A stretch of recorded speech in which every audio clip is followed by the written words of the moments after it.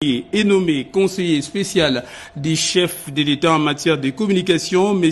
Ilambo Bouaka Mangala. Bienvenue. Article 2. Le conseil spécial du chef de l'État en matière de communication a pour mission concevoir, élaborer, mettre en œuvre et évaluer la stratégie globale de communication de la présidence de la République en veillant en son adéquation permanente avec les orientations données par les chefs de l'État et les priorités nationales proposées également, conduire, suivre les réformes nécessaires à l'optimisation et à la modernisation des structures de communication, notamment rattachées au président de la République en vue d'en renforcer la performance, la cohérence et l'efficacité. Fournir également au chef de l'État des avis, analyses et recommandations stratégiques sur toutes les questions relatives à la communication interne et externe de la présidence ainsi qu'à la gestion de l'image institutionnelle.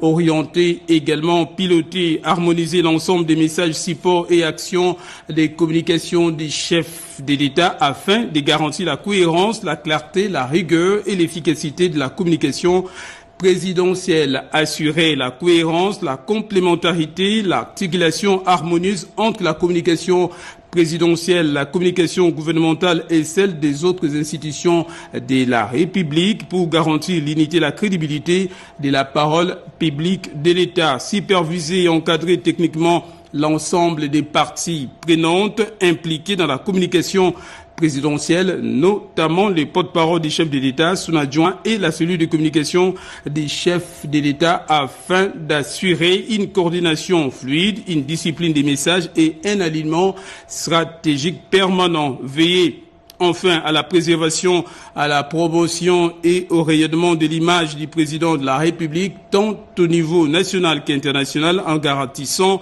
une communication institutionnelle maîtrisée, cohérente et conforme aux orientations du chef de l'État. Le conseil spécial du chef de l'État en matière de communication a rang des ministres. Il dispose d'un bureau restreint composé de 5 assistants, d'un chargé de mission, d'un secrétaire particulier, de 7 chargé d'études, d'un secrétaire administratif, de 2 opérateurs également des saisies, d'un chargé de courrier, de 2 chauffeurs et des 2 gardes du corps. Article 3, les porte-parole des chefs de l'État, son adjoint, ainsi que les directeurs et l'ensemble des services de la cellule de communication des chefs de l'État exercent les activités de communication sous les strictes directives et orientations techniques du conseil spécial des chefs de l'État en matière de communication qui en assure la pleine supervision. Dans l'article 4, dans l'exercice de ses fonctions, les conseillers spéciaux des chefs de l'État en matière de communication